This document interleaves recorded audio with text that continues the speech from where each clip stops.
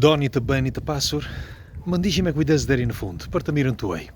Jo sepse nuk i gjeni këto informacione, sepse padyshim i gjeni gjithandej, por askush nuk do t'ja u thotë. Dhe disa padyshim i njohin këto informacione, por duhet t'ja u kujtosh njeriut që ti mbaj mend. Ky është njeriu. Kush është rastisht i bëj like faqes që të shihemi sërish, nuk ju kushton asgjë, më falni që e them gjithmonë, por dikush edhe harron. Kam patur rastin dhe shansin që të frekuentoj njerëz të një niveli tjetër, njerëz të pasur, madje edhe me pushtet të fortë. Më ka quar puna aty. Unë kam lindur pak puc, pak mish, sepse vi nga fshati dhe s'kisha askënd. Mirë po më çoi jeta aty tek këta njerëz dhe disa prej tyre më mësuan shumë. Pika 1. Njerëzit e pasur, ti edhe në qoftë se je i varfër, të mësojnë duke dëgjuar, të mësojnë duke i parë se çfarë bëjnë ata. Ata nuk mbasin kohë që të mësojnë, apo nuk mbasin kohë gjatë ditës. Për shembull, sot kishim një takim me një producent. Është një producent një nga më të mëdhenj që është këtu dhe unë jam i detyruar sepse kjo është puna ime që ta takoj dhe ta bind që të marri pjesë në një dokumentar tjetër. E kam bërë 2 herë këtë dhe shpresoj që ta bëj edhe kësaj radhe. Por ne duhet takoheshim 1 orë përpara dhe ai e shtyti takimin. Jo sepse nuk që do që të duket, absolutisht nuk është kjo. Unë e di, e njoh. Por sepse ai i jep prioritet gjërave të tjera, gjërave më të rëndësishme. Pra, pikë së pari, nuk duhet të humbisni kohë. Kur në jetën tuaj nuk duhet të humbisni kohë. Nuk ka kohë për të shkuar në përbarëra, nuk ka kohë të dëgjosh tjetrin, përqendrohuni tek projekti që keni. Pra kjo është pika kryesore. Mos u shpërndani. Mos u shpërndani, por përqendrohuni në një projekt vetëm, çojeni atë deri në fund dhe do shikoni që do e arrini. E pa diskutuar, 99.9% rezultatet kanë dhënë këtë rezultat. Pra që të gjitha, rezultatet kanë dhënë një rezultat vetëm, që gjithsekush arrin, verse vdekja nuk të vetëm ajo të ndalon. Pika 2. Në qoftë se keni vënë re, kush është i pasur nuk shpenzon. Nuk shpenzon ai. Nuk i jep të tjerëve para që t'ja u fal. Apo të gjej njeri kështu, siç bën ndonjëri që thotë mua më vjen keq për atë, sepse e di që të vjen keq, edhe mua më vjen keq. Por ti nëse do që të pasurohesh, nuk ke kohë, sepse nëse ti ja fal tjetrit, ja hoqe vetes. Dhe ti s'ke shans që të pasurohesh. Do thoni ju, po pak janë pikërisht ato qindarka. Pra ato qindarka që ju i ndani me njëri tjetrin, pra ja jepni vllajt, shokut, kushurit, mikut, apo kushdo që ka nevojë, ju duke filluar aty po t'i mblidhni ato në fund të vitit, që nëse i mblidhni të gjitha këto me shpërdorimin që bëni, do shikoni se sa para janë. Është e vërtetë kjo, Dhe kjo pika 2 është tepër e rëndësishme, pra mos shpërdoroni. Duhet të përqendroheni. E përsëris edhe një herë.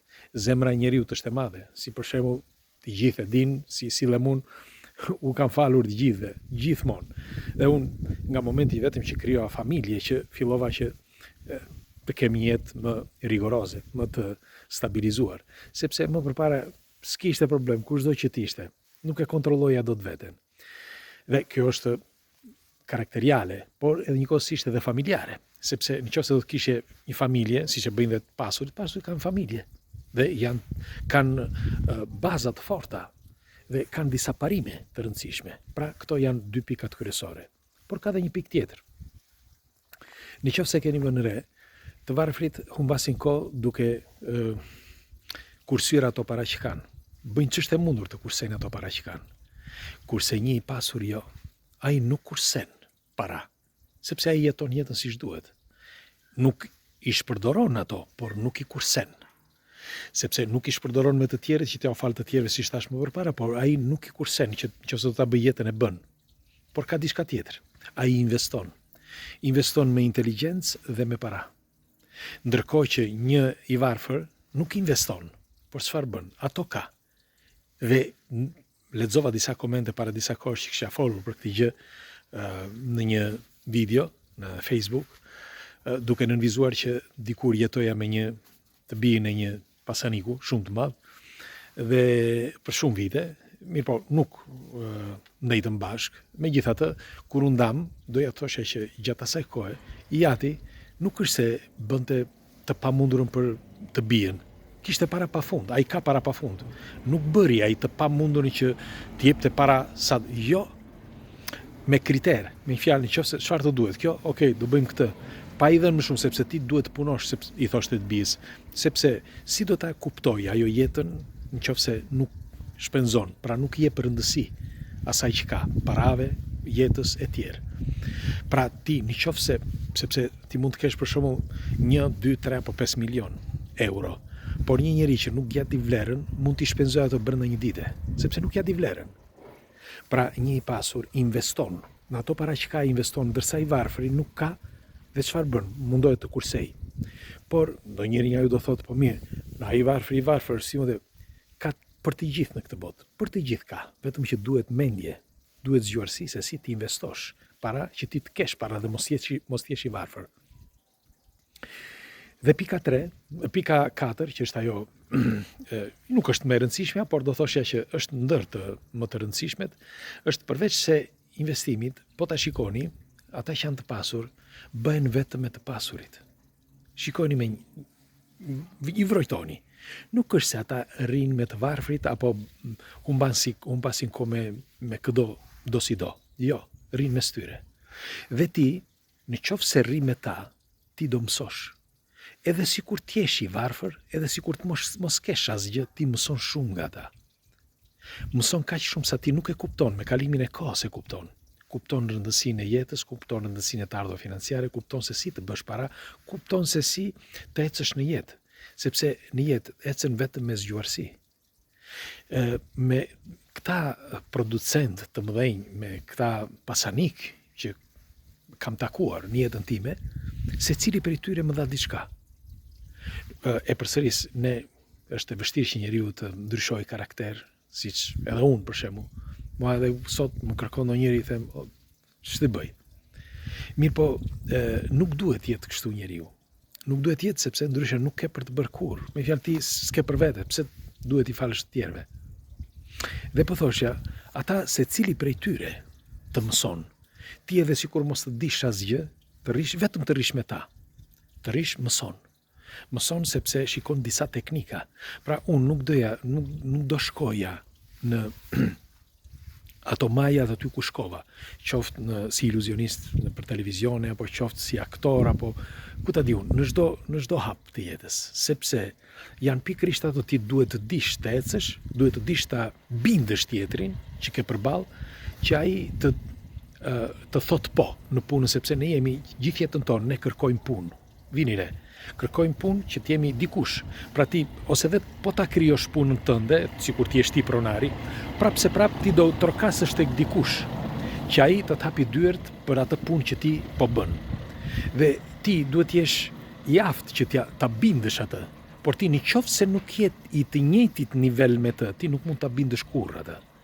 Pra, ku është truku i të gjithës kësaj që thamë? Duhet t'jesh ti ai që ta bindësh tjetrin, por ti në qoftë se nuk futesh në nivel me ta, nuk mund ta bësh kurrë. Pra, gjëja e parë kryesore është të futesh në rrjetin e tyre. Të qëndrosh aty, të kuptosh. Jo se ti jesh pjesë e tyre, sepse unë nuk kam dashur dhe nuk dua të jem pjesë kurrë. Sepse shikoj që secili nga këta nuk do t'ja di fare as për familjarët. Unë jam ndryshe. Por të paktën më mësuan që si të bindja ata që më merrnin për punë. Ju them të vërtetën, fillimisht unë bëja punën ashtu si dhe iluzionistë të tjerë. Nuk është se isha, dhe duke u afruar me këta, dal nga dal, kuptova që duhet kisha diçka ndryshe, sepse për ndryshe ata nuk do më merrnin. Dhe kështu që ndryshova teknikën, kështu që më mësuan këta, sepse jetoja në një familje të një niveli. Kur shkova që mësova nga këta producentët, mësoja se si këta investojnë për kinema, për dokumentar, etj. Së pari njërë, bëra aktrimi për sa kohë që ishte dhe i binda disa që të bëja. Aq sa bëra, 27, 28 filma sa bëra, po aq sa bëra. Megjithatë, i binda, nuk është e thjeshtë, ja u garantoj. Por me anë të asaj pune, siç kalova ato vite, unë mësova se si sot të jem pjesëtar i producenteve të mëdha për filma, për dokumentar e tjerë. Sepse, e përsëris edhe njerë, janë ata që me të vërtet kanë buxhetin financiar, qoftë shoqëror, por qoftë edhe shtetëror, sepse janë ata që janë investitorët kryesorë. Kështu që këto janë bazat kryesore në qoftë se secili nga ju kërkon që të pasurohet. Nuk po themi tani të bëhet kush e di se sa milioner, por të paktën janë bazat kryesore që ti të mund të ecësh mirë në jetë dhe të mund të